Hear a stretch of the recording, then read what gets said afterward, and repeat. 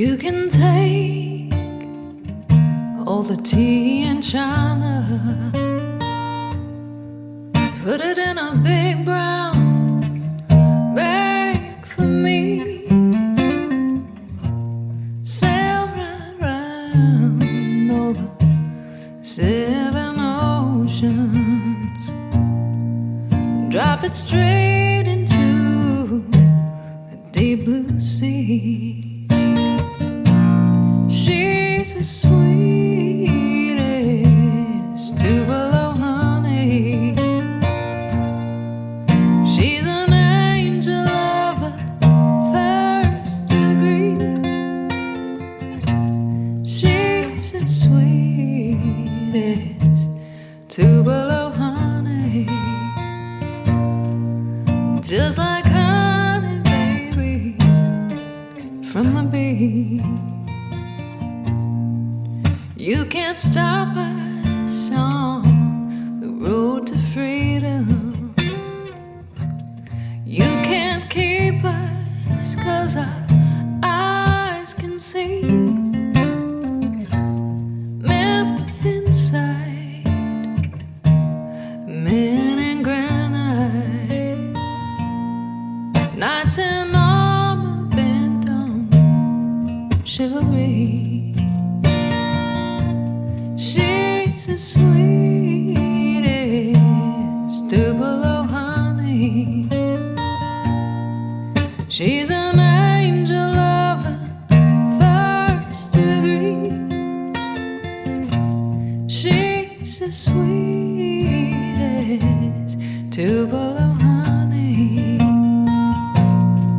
Just like honey, baby, from the bee.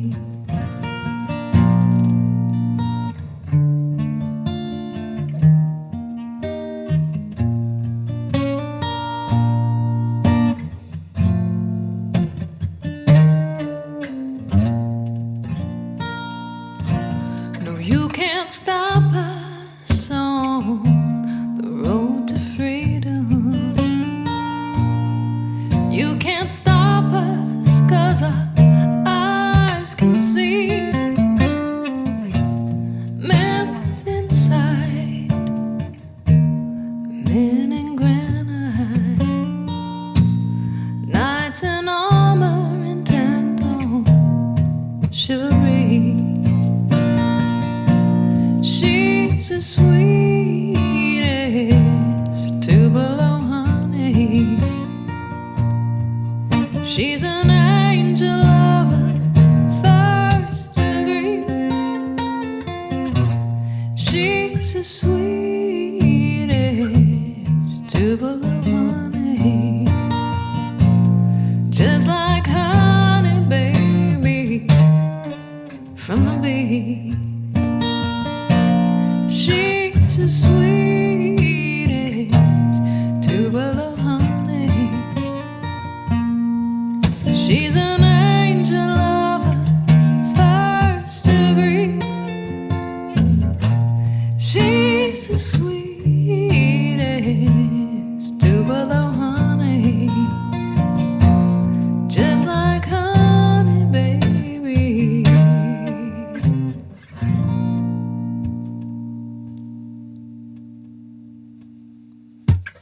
Shout out! Shout out. Thank you, friends, so much for joining us for another Sugar Lime Blues Sunday shout out. This is Dave. I'm Ashley of Sugar Lime Blue, and this Sunday shout out is going out to First Your Last and their mother, Danita Lampy. We hope you enjoyed your shout out. We'll see everybody next week with another one. Please like, share, subscribe, ring that bell so you never miss a shout out. We'll see you next week. Shout out. They said, take that house and burn it down. I would find it sad if the only exposure people had to Van Morrison was Brown Eyed Girl. Was that Van Morrison? Yes. Now, granted, a song, it's like usually songs that are that popular are great, with some exceptions. And I think Brown Eyed Girl is probably a great song that just like a lot of people latched onto because of a feeling over time, you know.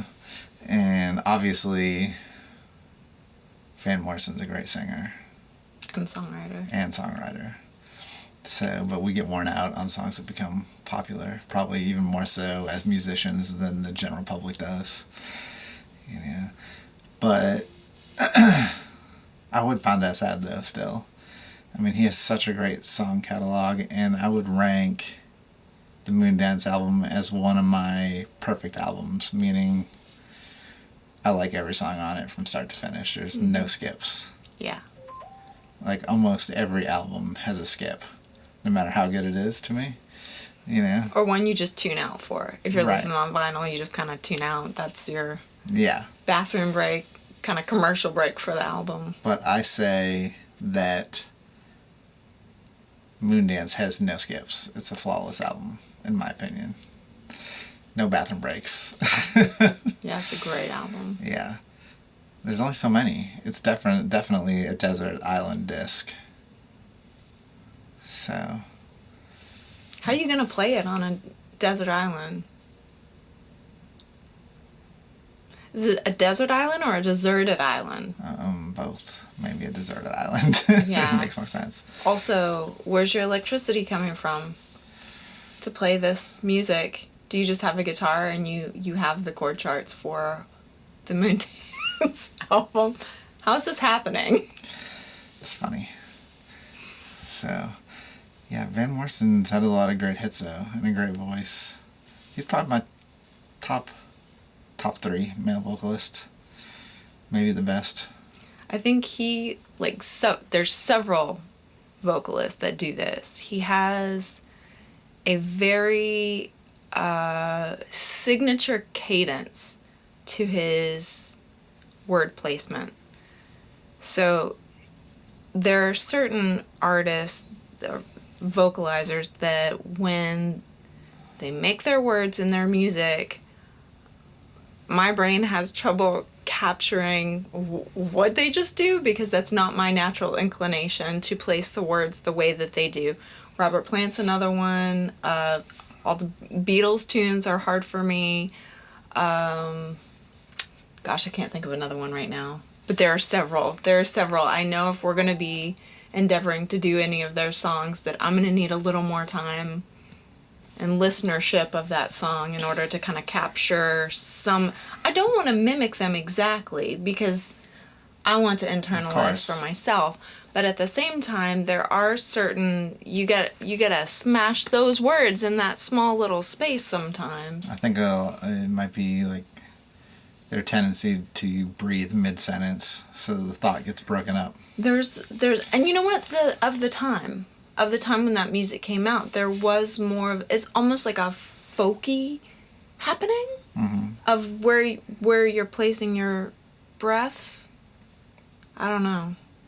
But I find them a challenge. Well, if you're a wordy songwriter and you want to keep it in the 3-minute format for radio, right, you gotta speed up your placement. I guess. I care nothing for the 3-minute right? So, time limit. Yeah, interesting. Well, we learned about Tupelo honey. It's funny, we were just talking about honey last week, my grandfather having the bees, and we've met other people in our community that raise bees just this week. I have never had Tupelo honey, and I think I'd like to try it very much. Yeah, I think I would too. I've had orange blossom honey and wildflower honey, and I don't even know what else kind of honey. So one of the things I read was that Tupelo honey Clover has a bit of a green tinge to it in the jar. It's green? No, it's not green. It has a green tint, but it looks like normal honey, but almost like if you were looking through that Coke bottle glass. Okay, yeah. It has like a greenish, like a little bit of a tint to it. I thought that was interesting. Yeah, and it's supposed to taste of butter and cinnamon. Yeah, let's go.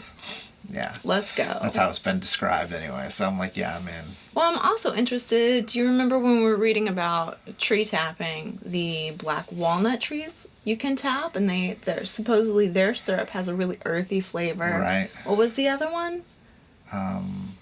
Was it hackberry? Yeah, supposedly you can. tap a hackberry. And all kinds of maples, not just sugar maples, but they say that they each have a subtle difference. But the thing of it is the sugar maple is much more geared for production because you don't have to boil as much off to have the syrup. Well, it also is a high producer of sap too, right? I think that's part of the these other reason. ones, I think some of them are very high producers of sap, Okay. but like you have to boil more It's thinner? concentrate. I mean, more to get concentrate. Okay. You know, you have, so like you'd have to, like, whereas, maple might have a 4-to-1 ratio or whatever it is, you might have to do 8-to-1 to get, 8 quarts to get one of the other or more. I know some of them are very high. Like, so if you boil like 2 gallons, you end up with like 2 quarts or something like that, or a quart, but I don't know about the giant maple. cauldron. Cauldron. Yes. Over an outdoor fire. Yes.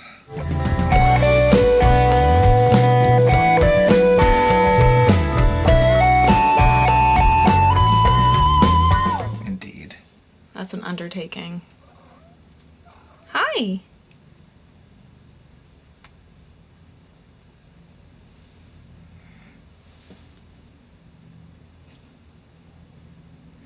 You want to chat?